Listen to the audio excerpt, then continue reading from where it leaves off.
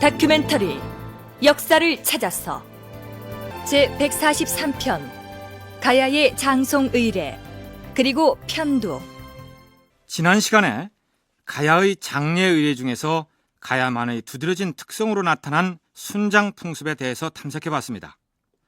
왕이나 귀족 계층 등 큰 권력을 가진 주인이 죽었을 때 그가 부리던 아랫사람들이 죽임을 당해서 따라 묻혔던 사례들을 고고학 사료를 근거로 해서 소개해드렸는데요. 그렇다면 주인이 죽었을 때 더불어 묻혔던 대상이 사람뿐이었을까요? 금년 2월에 발표됐던 뉴스 한 토막을 들어보시죠.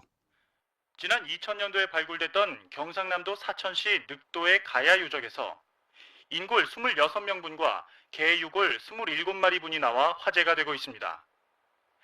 2000년 전에 공동묘지라고 할 수 있는 이곳에서 사람과 개를 함께 매장한 것으로 밝혀짐에 따라 주인을 따라서 개를 순장한 것인지 아니면 죽은 개를 사람과 같은 묘역에 묻은 것인지 또 우리나라에서 개고기를 언제부터 먹기 시작했는지 등을 놓고 논쟁이 벌어지고 있습니다. 발굴을 주도했던 동아대 이동주 교수의 얘기를 들어보겠습니다. 인골과 개뼈가 나온 곳은 가로 40m, 세로 30m 크기의 공동묘역입니다. 석관묘가 아니라 패총의 형태이고 인골과 7, 8m 떨어져서 묻힌 것도 있어서 순장 여부가 명확하지는 않습니다.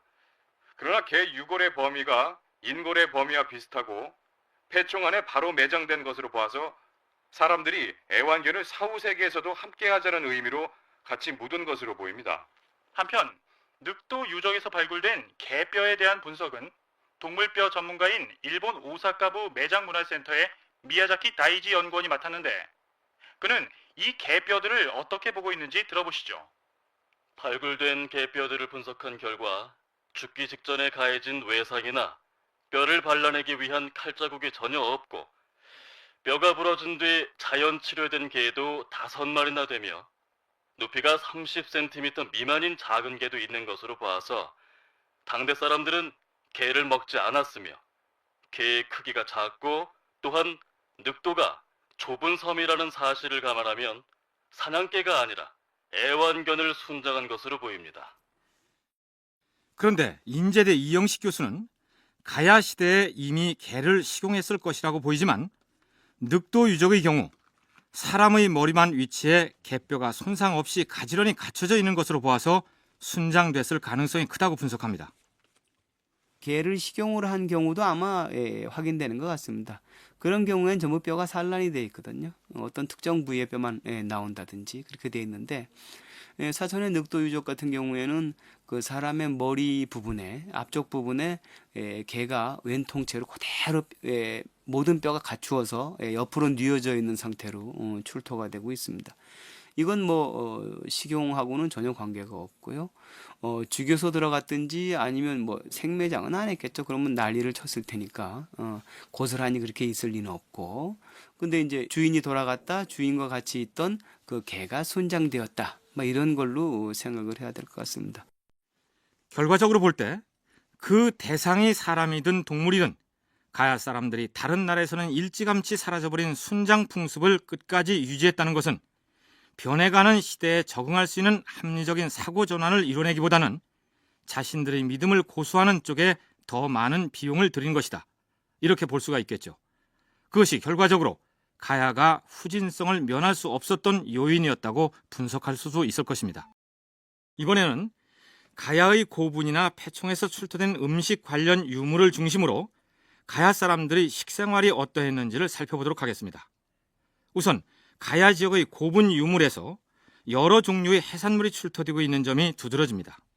대표적으로는 고령 지산동 고분군 같은 경우에 굽다리 접시에 그 반토막짜리 그 대구가 나온다든지 아니면 웬채로 다 들어있는 그 청어 한 마리가 나온다든지 아니면 이런 단지에 그 달걀 같은 것들이 가득 들어있다든지 그런 것들은 이제 고령의 지산동 고분군에서 확인되는 거고요. 최근에 발굴된 것으로는 이제 하만의 이제 오곡리 유적이라고 그런 경우에는 거기에도 그 대구 한 마리 그리고 지금 제가 생선 이름은 잊어버렸습니다만은 또 그런 생선들이 들어 있고요. 그다음에 소라 고둥이라든지 뭐 이런 것들이 나오고 있습니다. 가야 지역의 고분에서 출토된 해산물 관련 유물들을 소개하면 이렇습니다. 어류로는 고령 지산동 고분에서 누치와 청어, 대구가 발견된 것을 비롯해서 김해 부원동에서 고래와 수달과 강치, 그리고 진해 용원동에서 청어, 대구, 농어, 돔, 민어, 고등어, 쏨뱅이가 나왔고, 창원 가음정동에서 상어, 농어, 능성어, 돔, 보고 유물이 출토됐으며, 사천 늑도 유적에서도 상어, 숭어, 농어, 돔, 쏨뱅이를 먹었다는 증거물이 유물로 확인되고 있다. 폐류 역시 그 종류가 다양하게 확인되고 있는데, 여러 가지 조개류를 비롯해서 고동, 소라, 굴, 대합, 다슬기, 제첩 등이 발견되고 있으며, 그 외에도 꽃게와 거북이, 돌고래를 식용으로 사용했다는 흔적이 조사 보고되고 있다. 어떻습니까? 지금 우리가 먹고 있는 여러 종류의 해산물들을 1500여 년 전의 가야 사람들도 똑같이 즐겨 먹었구나, 이런 생각이 들지 않습니까? 흥미로운 것은 대가야의 본거지였던 경상북도 고령은 바다를 끼고 있지 않은 대표적인 내륙 지역인데, 고령의 가야 고분에서 누치, 청어, 대구 같은 어류들과 고동, 소라, 굴, 조개 같은 폐류들이 줄줄이 출토되고 있다는 사실입니다. 이영식 교수는 그 배경을 이렇게 설명합니다. 특히 고령 같은 경우에는 대구라든지 청어라든지는 또는 소라 고등이라든지는 전부 그 바다의 어류들이고 폐류들인데, 그런 것들이 내륙 깊숙한 고령의 지산동에서 출토된다고 하는 것은 고령의 왕이 돌아가신 데 대해서 그 장송 의례를 위해서 해안 가까운 뭐 하동이라든지 아니면 해안에 인접해 있는 그 나라의 가야 왕이라든지가 그 장례를 돕기 위해서 보내준 물건들이 그 무덤 속에서 나오고 있고요. 그러니까 아마 지금 우리가 장례를 위해서, 가까운 사람의 장례를 위해서 부조를 한다든지 그런 것들이 분명히 가야 여러 나라의 왕들 사이에는 이루어졌었던 걸로 생각할 수가 있겠습니다. 가령 가야 제국 중에서 남쪽 해안에 자리 잡은 어떤 나라에 고령 대가야의 왕이 세상을 떠났다는 부고가 날아들었습니다. 대왕마마, 대가야에서 사신이 왔사온데 대가야의 왕이 세상을 떠났다 하옵니다. 어허, 두어 달째 와병 중이라는 소식은 들었는데 끝내 회복하지 못하고 저 세상으로 가셨구나. 슬픈 일이다. 사신에게 대가야왕의 명복을 비는 서한이라도 써서 보내야겠구나. 우리도 조문사절을 파견해야 하지 않겠사옵니까? 이를 말이더냐. 다른 나라들에 뒤지지 않을 만큼 많은 인원으로 사절단을 구성하고 조이품도 넉넉하게 실어 보내도록 하라. 헌데 장례에 쓸 품목 중에 어떤 것들을 조문사절단에게 실려보내야 할지, 가야 형제국들 간의 균형도 맞출 겸 10년 전에 가락국 왕이 별세했을 때 보냈던 품목을 그대로 보내는 것이 어떠한지요? 이런... 자고로 이웃이 상을 당했을 때에는 그 집에서 가장 소용닿는 물품을 보내주는 것이 상부상조의 정신이 아니겠느냐? 가락국은 우리와 같이 바다를 끼고 있으니 곡식과 함께 돼지와 사슴을 장례용품으로 보내 조문했지만은 고령은 내륙에 있는 나라가 아니더냐? 알겠사옵니다, 대왕마마. 바다에서 잡은 고기들하고 갯가에서 잡은 폐류들을 갖춰서 보내겠사옵니다. 이렇게 해서 내륙 지방인 고령의 고분들에서 대구와 청어 같은 바닷고기와 소라, 고동, 굴, 조개 같은 폐류들이 유물이 쏟아져 나온 것이다, 이런 얘기입니다. 개인이 상을 당했을 때 이웃 사람들이 십시일반으로 도와서 장례를 치르는 것처럼 가야의 소국에서 국상을 당했을 때에도 가야 제국들이 상부상조했겠죠. 가야의 고분에서 어패류가 많이 출토되었다는 얘기를 한 김에 바다에서 나는 수산물이 가야 사람들의 식생활에 어느 정도의 비중을 차지했을까를 살펴보도록 하겠습니다. 물론 바다를 끼고 있었던 남쪽 해안 지역의 가야 소국들에만 해당하는 경우죠.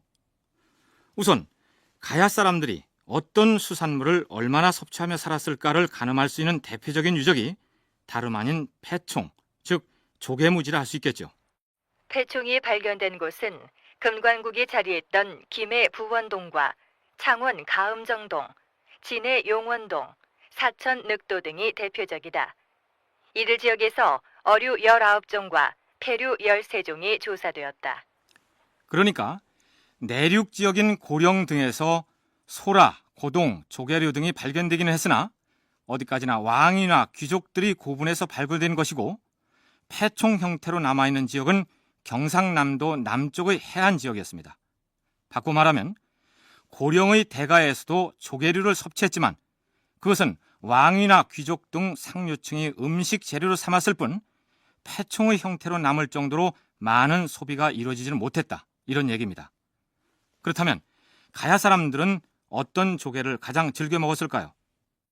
전기가야의 시기에 보면은 뭐 어마어마한 그 폐총, 조개무지들이 확인되고 있는데, 그 조개무지들의 뭐 대부분은 전부 다 그 뻘에서 잡히는 그런 조개들로서 굴이 약 한 40%를 차지하고 있어서요. 또 그 굴의 크기라고 하는 것도 지금 굴 정도가 아니죠. 굴이 상당히 큽니다. 그 다음에 뭐 대합이 한 10몇 % 정도, 그 다음에 꼬막이 뭐 한 7, 8% 정도, 그 다음에 남은 조금씩 있습니다. 굴의 경우 현재 통영을 비롯한 경상남도 일원에서 전국 생산량의 대부분을 차지할 정도로 압도적인데, 이 지역이 모두 옛 가야 생활 문화권이었습니다. 물론 지금은 양식으로 생산을 하지만 가야의 폐총에서 굴 껍질이 가장 많이 발견되었다는 것은 이 지역이 오래전부터 굴의 서식하기에 알맞은 환경을 갖추고 있었다, 이렇게 볼 수 있겠죠. 해안 지역에 살고 있거나 바닷가 마을을 고향으로 둔 사람들이라면 썰물 때 바닷가에 나가 고동이나 담치를 채취해서 저녁에 온 식구가 둘러앉아 까먹고 다음 날 아침에 그 껍데기를 바구니에 담아 들릴 나가거나 나무하러 나가는 길에 마을 어귀의 정해진 곳에 내다 버리곤 했던 경험을 가지고 있을 것입니다. 고대인들이 그렇게 했던 흔적이 바로 폐총이죠. 그런데 가야의 경우 발견된 폐총의 규모나 폐총에서 발견된 내용물을 통해서 해당 지역 세력의 흥망을 점칠 수도 있다. 홍익대 김태식 교수의 주장이 그렇습니다. 폐총이 그 해안가에 조성된 건 AD 한 3, 4세기까지이고 그 뒤로는 끊어지거든요. 그래서 그러한 어촌 생활에 기반을 둔 폐총이 상당 기간이 있었고, 그 후 되게 금강가야 쪽에서 그 폐총은 5세기 초까지 나오거든요. 그게 금강가야가 서해했던 시기하고 비슷합니다. 그래서 그러한 폐총 속에서도 여러 가지 조개류뿐만 아니라 그 물고기 뼈, 곡물들도 나옵니다. 곡물들도 지금 우리가 지금 먹고 있는 거 다 나와요. 뭐 벼, 보리, 밀 뭐 다 나오거든요. 그뿐만 아니라 이제 그 이것저것 동물 뼈들도 나오고요. 김해 금관가야의 경우 폐총이 활발하게 조성되었던 4세기까지가 전성기였고, 폐총이 끊어진 이후로 김해의 금관가야가 쇠퇴 일로를 걸었다, 이런 분석입니다.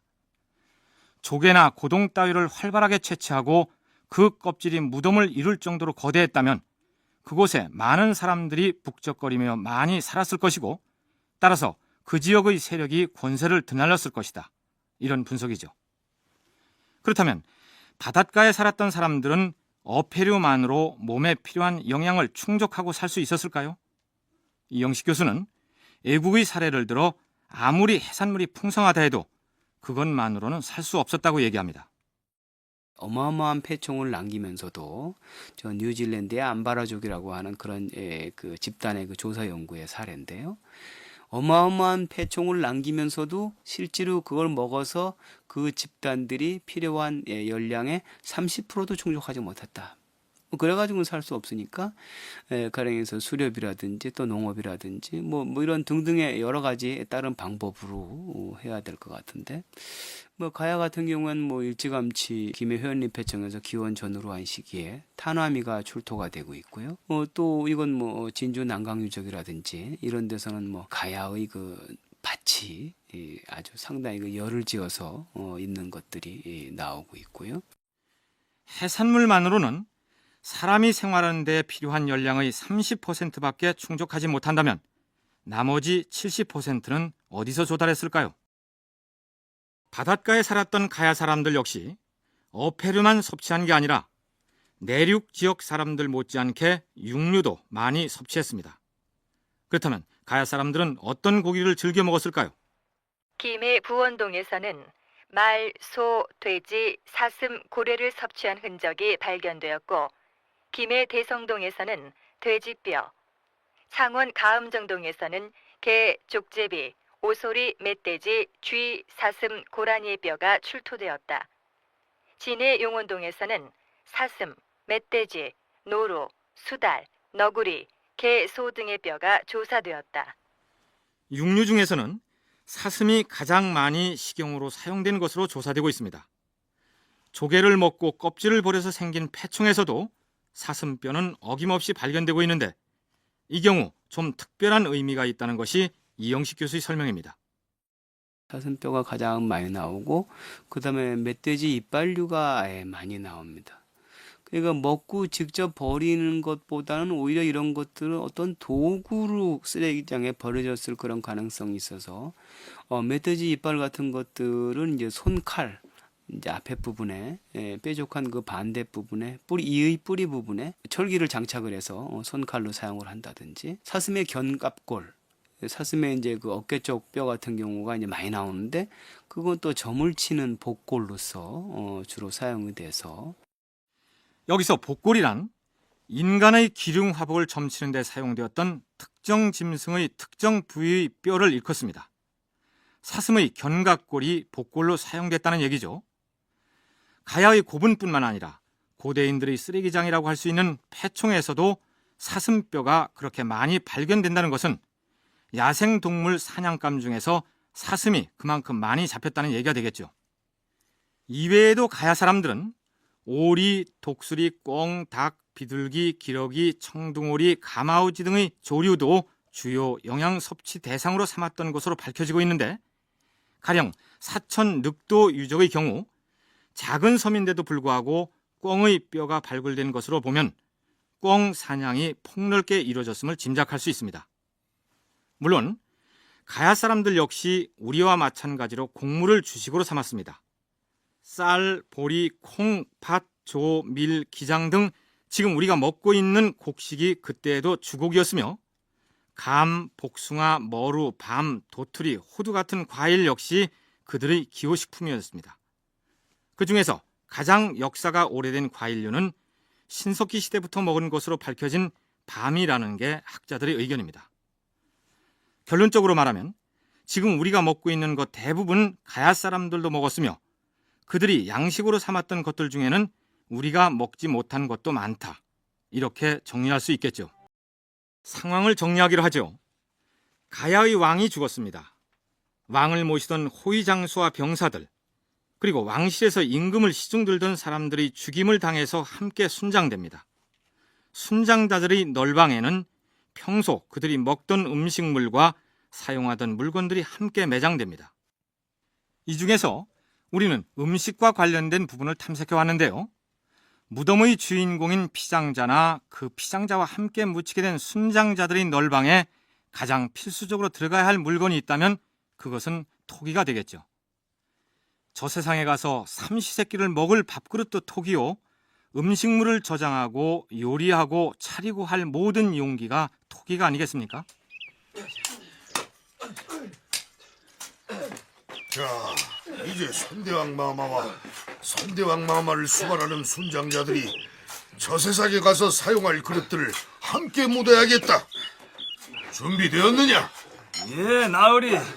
그동안 도공들을 시켜서 선대왕 마마의 묘소에 묻힐 토기들을 모두 갖췄사옵니다. 우선 음식을 조리하는 데 필요한 토기들을 널방에 안치하도록 하라. 예, 나으리. 자, 시루부터 이쪽으로 옮겨놓거라. 예. 근데 저 항아리들은 무엇이냐? 예, 나으리. 음식물을 저장하는 데 필요한 단지와 독이옵니다. 그러면은 이제 그 단지하고 독만 묻으면 되겠구나. 아니옵니다, 나으리. 술과 차를 따라 마실 잔도 넣어야 하고 음식을 담아낼 밥그릇과 접시도 빠뜨려서는 안 될 것이옵니다. 이렇게 묻었던 토기들이 지금 가야의 고분 유물이라는 이름으로 우리 앞에 모습을 보이고 있는 것이죠. 그뿐일까요? 아닙니다. 가야 왕의 무덤을 그야말로 가야 임금의 무덤답게 증명해주는 부장품은 따로 있습니다. 선대왕 마마의 널방에 부장할 철정을 가져오너라. 예, 나으리. 철정을 가져오너라. 예. 가야 왕의 무덤 부장품으로 빠지지 않은 것이 있으니 그것은 바로 철정, 곧 덩이새였습니다. 가야의 철 생산과 수출에 대해서는 이전에 소개한 바 있기 때문에 여기서는 생략하도록 하겠는데요. 이영식 교수는 가야의 고분에서 출토된 덩이새가 외국은 물론 멀리 낭랑 지역까지 수출될 수 있었던 비결이 따로 있었다고 주장합니다. 철정이라고 그래서 넓적하게 네 귀퉁이가 이렇게 퍼져나간 그런 그 덩이새가 있습니다. 그 보통 이제 가야의 그 철 소재로 되기도 하고 화폐 기능도 하고 하는 그런 덩이새입니다. 근데 이제 이 철정의 모습이 왜 직사각형으로 안 생기고 네 귀퉁이가 이렇게 길게 늘어나 있느냐?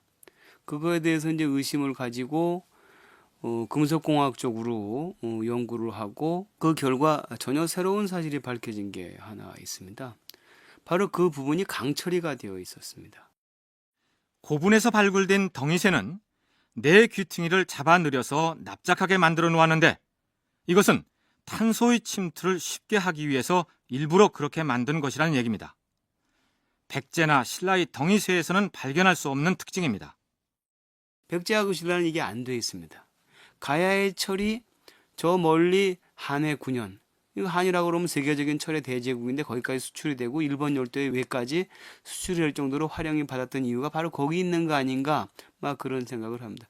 가야철의 하이테크라고 할 수가 있습니다. 왜 그러느냐? 이 가야의 덩이새를 가지고 가면 적당히 잘라가지고 대장간에서 두드리면서 만들면 그 강 있는 부분을 날로 만들거나 그 날카로운 부분으로 이용을 하면 무기의 날이라든지 농공구의 날이라든지로 하면 아주 간단하게, 즉 제강 공정을 거치지 않아도 강을 구사할 수가 있게 됩니다. 또 제강 기술을 모르는 사람도 강을 얻게 됩니다. 가야 제국이 철의 생산량에서뿐만 아니라 제강 기술 면에서도 특별한 경쟁력을 가지고 있었다, 이런 얘기입니다. 자, 이제 봉토 작업을 하기 전에 무덤 속을 점검해 보기로 할까요? 그 가운데를 네모나게 파가지고 거기에다가 이제 곽을 넣고 석곽 그리고 뭐 목관을 넣으리라고 추정이 되는데요. 그래서 목관을 넣고, 근데 목관에 들어가는 그 임금님이나 아니면 그 귀족들이나 이런 사람들은 생전에 입던 똑같은 그 복장, 자기의 신분을 나타낼 수 있는, 그래서 뭐 장군이면 장군, 왕이면 왕, 이러한 그 복장을 그대로 해서 넣고, 그 다음에 그 관 둘레에는 그 평소에 가지고 다니던 쓰던 그 물건들, 그리고 평소에 먹던 그릇들, 음식들, 이런 것들을 대개는 그 머리맡하고 발치하고 이렇게 나눠서 이렇게 놓고요. 무덤의 주인공을 안치시키고 순장자를 순장곽에 넣고 부장품을 넣었으니 이제 흙을 덮어서 봉토를 하는 일만 남았는데, 자, 무엇들 하느냐? 이제 순장자들과 부장품들을 모두 갖춰 놓았으니 흙을 퍼서 매장하라.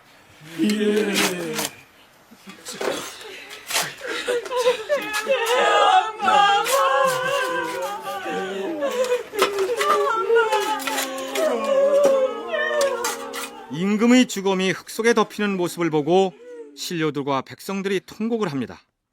그러나 임금이 죽었다 해서 멀쩡한 목숨을 버리고 함께 묻혀야 했던 순장자들의 유족들은 애끓는 슬픔을 안으로만 사겨야 했겠죠. 이제 관을 안치한 널방 위로 흙을 메워 쌓아 올리는 작업만이 남았으니 장례 절차가 모두 끝나는 듯 보이는데, 몇 가지 더 짚고 넘어갈 대목이 있습니다. 김해의 양동 고분군에서 다른 곳에서는 찾아볼 수 없는 색다른 장례 풍습이 발견됩니다.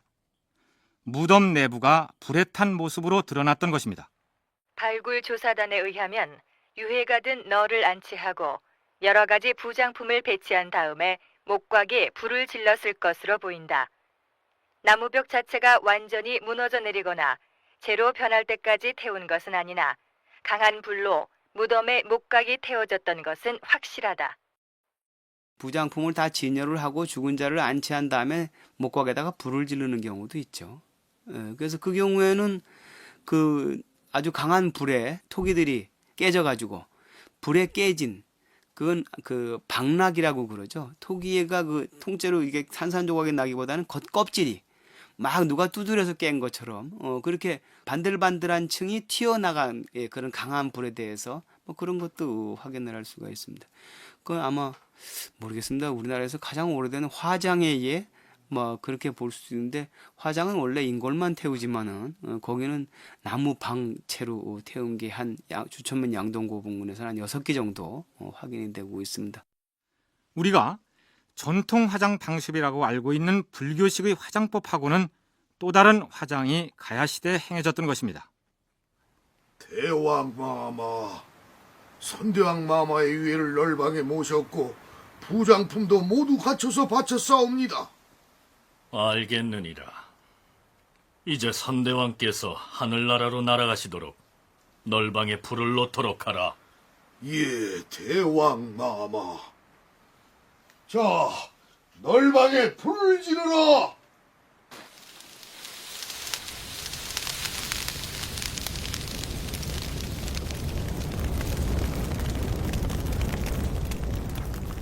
물론 수백여 개에 달하는 양동 고분군의 전체 고분들 중에서 단 6기에서만 불탄 흔적이 나타날 뿐만 아니라 시기적으로도 3세기의 무덤에서만 확인되고 있어서 보편적인 장례 풍습은 아니었던 것으로 보입니다. 그 다음 가야의 고분에서 발견된 현상 중에서 풀어야 할 숙제가 또 하나 있습니다. 경남 김해시 대동령 예안리에는 예안리 고분군이라고 불리는 대표적인 가야의 고분군이 나옵니다. 그 일대가 아직 발굴 조사되기 이전의 상황을 현지 주민은 이렇게 얘기합니다. 일제 때 일본 놈들이 이 일대 고분들을 마구 파헤쳐서 쓸만한 물건들을 많이 빼내갔다고 합니다. 해방이 된 뒤에도 한동안 돌로 만들어진 덧널 몇 군데가 방치돼 있었어요. 거기다 밭을 개간하기도 했는데 토기 쪼가리들이 어찌나 많은지 그거 집어내는 게 보통 일이 아니었다니까요.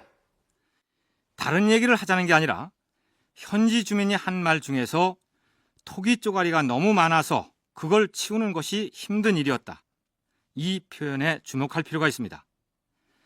죽은 이의 유해를 무덤 속에 안치할 때 저승에 가서도 밥해 먹고 곡식 보관하라고 이런저런 토기들을 함께 부장했다는 얘기는 앞에서 했죠.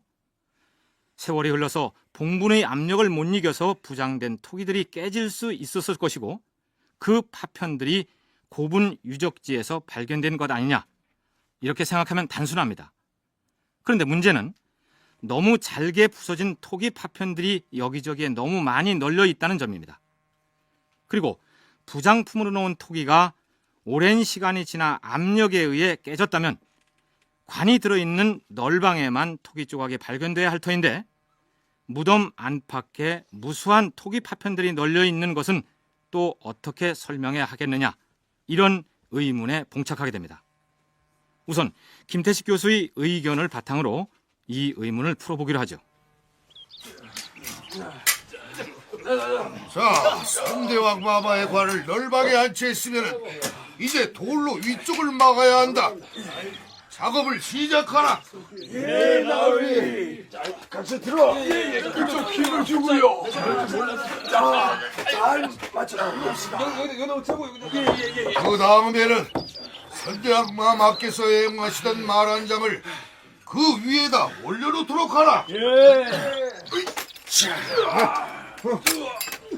자, 이제 흙으로 봉투를 하기 전에 선대왕 마마께서 무사히 하늘나라로 가시도록 축원하는 제를 지낼 것이니라.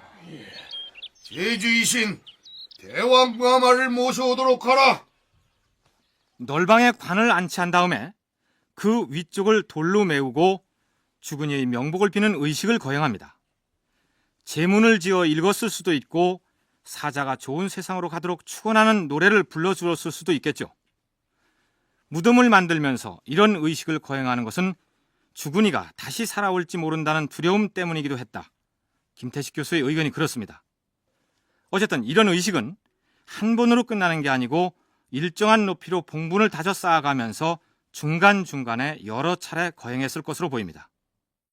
예전에는 높은 사람의 영혼일수록 영험한 기운이 있다고 느꼈었기 때문에 그분들이 실제로 나오면 다시 살아나오면 어떨까 굉장히 두려워하거든요.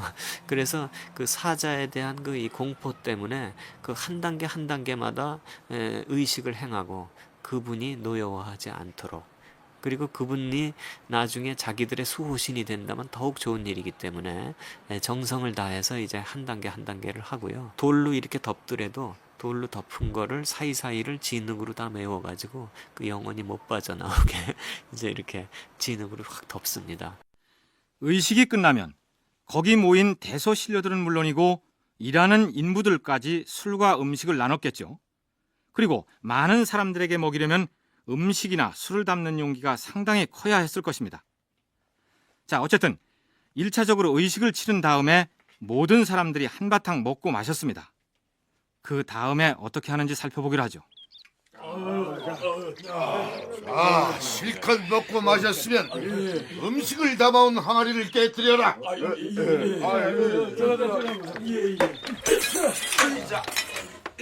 아하, 엉성하게 깨서는 안 될 것이야. 조각조각 깨뜨려서 여기저기에 도로 뿌리도록 하라. 알겠느냐?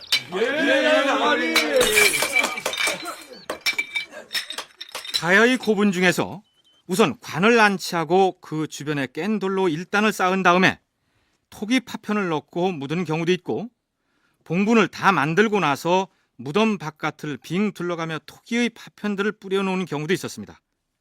그런데 발견된 파편들의 모양으로 봐서 개인용 밥그릇이나 국그릇 등 작은 토기가 아니라 많은 음식을 담을 수 있는 큰 토기들이었습니다.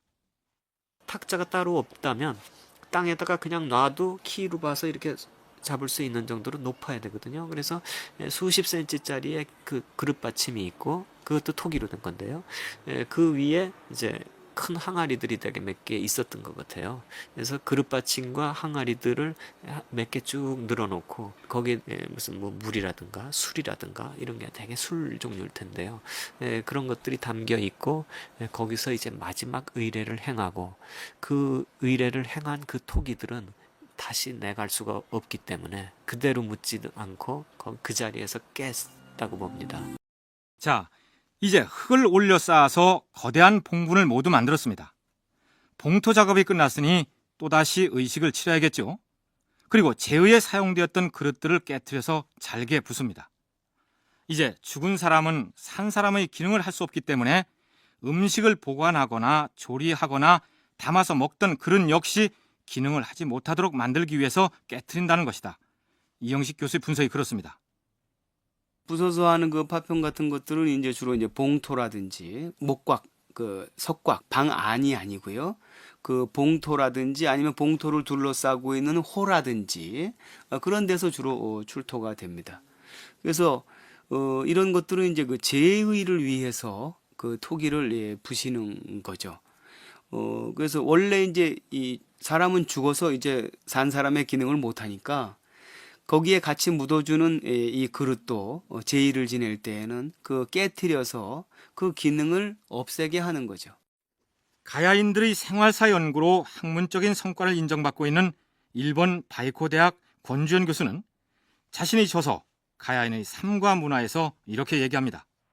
토기를 깨뜨리는 행위는 현실 세계와 사후 세계를 분리할 수밖에 없는 경계선을 인정하는 데서 비롯된 것으로 추정되는데, 이는 죽음이라는 부정의 확산을 막기 위한 단절의 표현으로 여겨진다.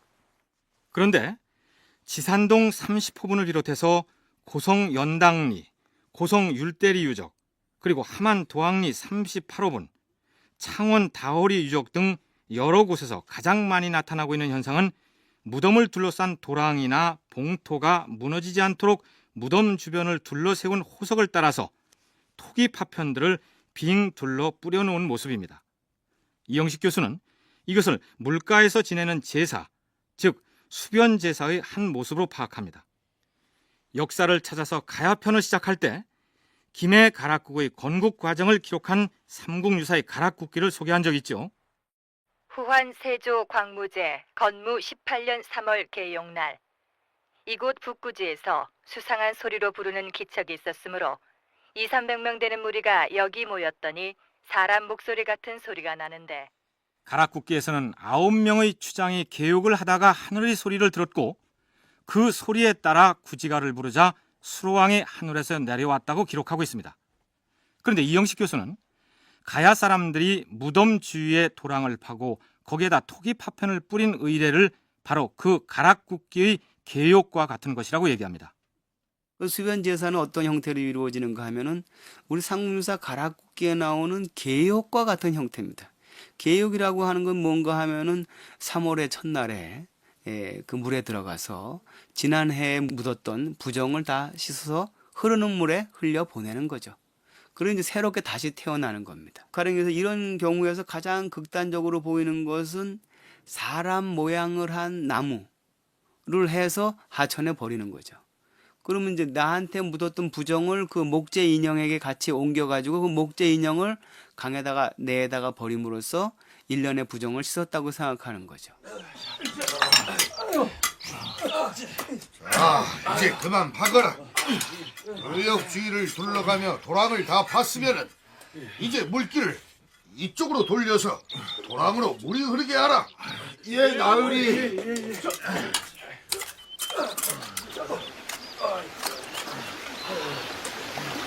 아, 이제 됐다. 제사 지낼 때 사용했던 항아리를 부숴서 이 냇물에 흘려보내도록 하라.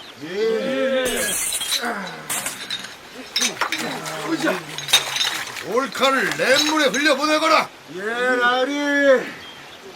이놈! 누가 멀쩡한 칼을 냇물에 넣으라 하였느냐? 더 이상 못쓰게 부러뜨려서 흘려보내거라. 알겠습니다요, 나으리. 이처럼 인공으로 도랑을 만들어서 그곳에다 부러진 칼이나 깨진 토기를 흘려보낸 흔적은 경상남도 산청군의 묵공리 유적에서 발견됩니다. 인공적으로 뇌를 만들어서 거기에다가 토기 바닥에 구멍을 뚫습니다. 또는 돌도끼를 동강을 냅니다. 또는 그 마제 석검을 일부러 부러뜨립니다. 그래서 원래 가지고 있던 칼이라든지 도끼라든지 아니면 그릇의 기능을 일부러 없애고 그다음에 없앤 것을 이제 물에다가 흘려 보내는 거죠. 그럼 바로 이제 죽은 자의 경우도 될 거고 아니면은 지난 해의 부정도 될 거고 죽은 자의 부정이나 지난 해의 부정을 바로 그 톡이라든지 아니면 그 검이라든지의 기능을 없애가지고 거기에 묻혀서 그렇죠 흘려보낸다고 하는 그런 생각이 있을 겁니다. 고분의 봉토 바깥을 돌리는 인공호를 만들고 거기에 깨진 토기 파편을 흘려보냄으로써 죽은 이의 부정을 해소한 흔적들은 가야 고분에서는 얼마든지 쉽게 발견할 수 있는 모습들입니다. 가야 사람들의 신앙의 한 형태를 알 수 있는 유물들이죠. 고분 유물을 통해서 알 수 있는 풍습 중에서 백제나 신라와는 다른 가야 고유 것을 또 한 가지를 고르라면 아마 순장 풍습에 이어서 편두 풍습을 들 수 있을 것입니다. 편두를 글자 그대로 풀이하면 치우칠 편자에 머리 두자니까 쉬운 우리말로 짱구머리가 됩니다. 1950년대 혹은 60년대만 해도 넓적한 얼굴을 미남 미녀로 꼽는 경향이 있었습니다. 그러다가 언제부터인가 앞뒤 꼭지가 볼록하도록 나오는 두상을 선호하게 되었고 그런 머리를 만들기 위해서 아이를 옆으로 뉘어 재우는 것이 유행이었죠. 삼국지 위서 동의전 중에서 가야의 풍습을 적은 변진조를 보면 이런 대목이 나옵니다. 어린아이가 출생하면 곧 돌로 그 머리를 눌러서 납작하게 만들려고 하기 때문에 지난 사람의 머리는 모두 납작하다. 변한과 진한의 생활 풍습을 기록하면서 아이가 태어나면 머리를 돌로 눌러서 편두를 만들었다고 소개한 다음에 나중에는 신라가 속해 있던 진한 사람의 머리가 납작하다고 설명하고 있습니다. 중국 사신이 한반도에 왔다 간 한참 뒤에 기록한 것이기 때문에 그 내용을 100% 신뢰할 수는 없겠죠. 그런데 경상남도 김해의 예안리에 있는 가야 고분에서 가야인들의 편두 풍습을 증명할 수 있는 사료가 발견됩니다. 김해의 이제 예안리 고분군의 발굴 조사를 통해서 앞니마 부분을 눌렀구나라고 하는 것을 확인하게 됐습니다. 김해 예안리 고분군은 습기가 아주 많은 곳이라서요. 인골이 아주 잘 남았습니다. 그래서 한 200여의 고분을 발굴 조사를 했는데 190여 채의 두개골을 포함한 인골이 확인이 됐습니다. 근데 그 190여 채의 인골 중에는 10채, 단 10채입니다. 단 10채의 특이한 두개골이 확인이 됐는데 앞니마가 나머지 180채의 정상 두개골에 비해서 심하게 후퇴한 그런 두개골들이 확인이 됐습니다. 이게 바로 편두의 실제 모습입니다. 자, 우리 애기 나중에 커서 대접받으려면 어린 시절에 머리를 잘 다듬어야 되는 거란다.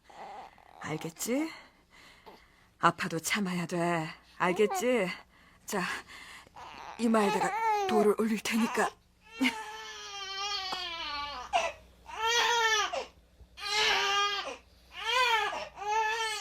납작한 두상을 만들기 위해서 이마에 돌을 올려서 압박을 했다고 하니 어린아이에게는 그 고통이 보통이 아니었겠죠. 흔히 가야 사람들이 편두 풍습을 가야인들의 미의식 차원으로 해석을 하는데요.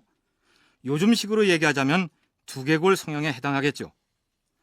예나 지금이나 생김새에 신경을 쓰고 더군다나 성형을 해서라도 아름다운 모습을 갖추려고 하는 쪽은 그래도 어느 정도 경제적인 여유가 있는 계층이 아니겠습니까? 그렇다면 그 당시에도 경제적으로 여유가 있는 귀족이나 부유층에서 편두를 했을까요? 그 여성이 7채, 남성이 2채인데요. 여성 7채는 대개 그 50 내지 60의 그 숙련 여성입니다. 그 남자는 장년 남성이고요. 근데 50 내지 60세라고 하는 거는 이 예안리 190채의 그 인골들의 평균 연령에서 보면 상당히 오래 사는 사람들입니다. 이 평균 연령은 40세 전후입니다. 그러니까 예안리 사람들은 전체는 40세 전후로 살았는데 이 편두를 한 여성들은 10년 내지 20년을 더 살았다. 그런 지금 결론을 가지게 되는 거죠. 이런 결과를 두고 편두를 했던 사람들이 당시 가야 사회에서 어떤 계층의 어떤 사람들이었는지를 추론하기 위해 학자들 간에 논의가 벌어졌는데, 그러니까 예안리 고분군에서 출토된 총 인골의 수가 190명분 아닙니까? 어린아이의 유골을 빼고 성인들의 유골을 분석한 결과 평균 연령이 40세 전후입니다. 그러면 편두를 한 성인 유골들의 평균 나이는 얼마죠? 예, 50살이 넘습니다. 60살에 가까워요. 그 편두를 한 사람들의 평균 연령이 그렇지 않은 사람들보다 더 길다. 이게 뭘 의미하겠습니까? 10년에서 20년이나 오래 살았다는 것은 영양 섭취가 다른 사람들보다 더 좋았다는 얘기 아닙니까? 왜 지금도 성형수술을 받는 사람들은 경제적으로 여유 있는 사람들 아닙니까? 하기야 벼슬아치들이 머리에 쓰는 관 있지 않습니까? 그 관을 쓰기 좋게 하기 위해서 편두를 했다. 뭐 이런 분석도 있긴 합니다만. 뭐 듣고 보니까 그러네요. 그러면 정리를 하자면 편두를 했던 사람들이 영양 섭취가 좋아서 다른 사람들보다 오래 살았다. 따라서 그들은 선택받은 귀족층이었다. 뭐 이런 결론이 나오네요. 그럴듯한 분석이긴 한데요. 사실은 그와 정반대라는 게 문제지요. 예? 정반대라고요? 예안리 고분군에서 편두가 출토되는 이 고분의 모습은 정반대입니다. 편두가 출토되는 고분은 전혀 부유하지 않습니다. 부장품에서 톡이 한두 개 정도가 고작이고요. 그 흔한 철기도 한 점 안 나옵니다. 이 열체분에 있어서는요. 그 철기가 그래도 허다못해 손칼이라도 하나 나오는데 손칼이라도 한 점 안 나옵니다. 그러니까 가난한 사람입니다. 부자 사람 아닙니다. 그러니까 부자 사람이면 그 예안리 집단의 지배계급이고 지배계급이니까 영향이 좋았고 그래서 오래 살았을 것이다 생각할 수 있는데 부장품을 통해서 보면 정반대라는 거죠. 편두를 한 사람들이 비록 오래 살기는 했어도 편두를 하지 않은 사람들보다 오히려 더 가난뱅이들이었다. 이게 어떻게 된 거야 이거? 얘기가 이거 다시 원점으로 돌아가 버렸으니. 그런데 편두에 대한 유일한 기록이라고 할 수 있는 삼국지 위서 동의전을 다시 펼쳐보면 이렇습니다. 어린아이가 출생하면 곧 돌로 머리를 눌러서 납작하게 만들려고 하기 때문에 지금 지난 사람들의 머리는 모두 납작하다. 이 기록이 비록 지금의 가야에 해당하는 변환에 대한 서술사이에 섞여 있긴 하나 편두를 한 사람들은 신라 지역인 진안 사람들이라고 못 받고 있습니다. 그렇다면 가야 사람들은 편두를 하지 않았고 편두는 신라 사람들의 풍습이었다. 이런 결론을 얻을 수 있는데 문제는 편도 유골이 발견된 김해의 예안리는 가야 지역이라는 점입니다. 어떻게 된 일일까요? 근데 지금 예안리는 변환입니다. 가야입니다. 진안이라고 그러면 나중에 신라가 되는 그쪽입니다. 그래서 지금 현재의 생각으로는 혹시 가야 마을에 사는 신라 계통의 사람이 차별받으면서 살았던 그런 모습이 아니었을까. 즉 190채분이 나왔는데 180채는 정상 두개골이고 거기에는 철기도 있고 허다못해 옥구슬 목걸이도 있고 그런 무덤들이 다 분포를 하는데 이 편두로 만들어진 10개는 철기조차 하나 안 나오는 가난한 사람 무덤이다. 그런데 삼국지에는 진한 사람만 편두를 한다 또 이렇게 기록을 하고 있으니까 그럼 혹시 가야 마을에 살던 진한 사람들이 아니었는가? 그래서 다시 학자들의 의견이 분분합니다. 이 기사가 실린 문헌이 삼국지 위서 동의전입니다. 근데 삼국지를 기술한 진나라의 진수가 서기 200년대 후반에 죽는단 말이에요. 그러니까 지금 진한 사람들의 머리는 모두 납작하다라고 했을 때 그 지금이 언제겠어요? 서기 200년대 후반까지의 상황일 거 아닙니까? 예, 그렇죠. 그런데 예안리 고분은 그 이후에 축조된 것으로 조사가 되지 않았습니까? 따라서 예안리에서 출토된 인골들은 3세기 때 살다 죽은 사람들이라는 얘기죠. 근데 그게 어쨌다는 거죠? 예, 3세기가 지나고 나면은 편두 모양을 한 인골은 더 이상 나오지 않기 때문에 그 편두라는 유행은 4세기부터는 사라진다 이 말이죠. 그러면 신라 지역에서만 편두를 냈는데 가야 지역 고분에서 그것도 190명분의 유골 중에서 단 10명분만 발견된 것은 어떻게 설명할 수 있죠? 신라에서 3인된 사람들이겠죠. 신라에서 가야로 3인된 사람들을 말씀하시는 겁니까? 혹시 이런 일이 있었을지 모릅니다. 대왕마마, 소장 전투를 마치고 돌아왔사옵니다. 그래 수고하였다. 헌데 우리 가야의 변방에 쳐들어와서 약탈을 일삼던 신라인들은 어떻게 되었느냐? 노략질을 일삼던 신라군을 모조리 무찔러 싸웁니다. 잘하였구나. 근데 함께 온 저자들은 누구인고? 예, 도주하는 신라군 잔당을 추격하여 신라 지역으로 군사를 몰고 갔다가 붙잡아서 끌고 온 신라 백성들이옵니다. 그대의 공이 크구나. 붙잡아온 신라인들을 어떻게 처리하면 좋겠사옵니까? 그자들을 한데 모아놓으면 무슨 작당을 할지 모르니 수십 명씩 여러 지역에 나누어 살도록 배치하는 것이 좋을 것이다. 분부대로 거행하겠사옵니다, 대왕마마. 이렇게 해서 김해의 예안리에도 신라에서 잡혀온 수십 명의 신라인들이 배치되어서 살게 되었겠죠.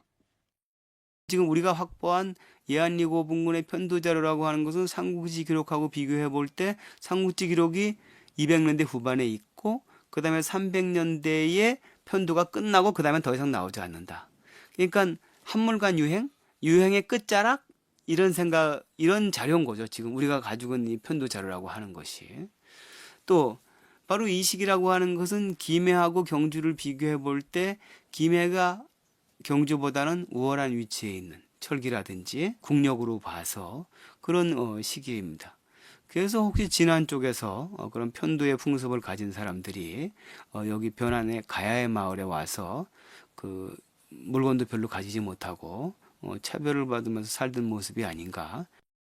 신라에서 잡혀와 살았던 사람들은 비록 현지 가야인들에 비해 가난했기 때문에 사람이 죽었을 때 쇳덩어리 하나 무덤 속에 넣어줄 형편이 못 되었지만 아이가 태어나면 머리를 눌러 편두를 만들어주는 것만은 신라의 습속을 이어받아 그대로 행하였고 그 모습이 바로 예안리 고분에서 나타난 것이다. 이런 분석입니다.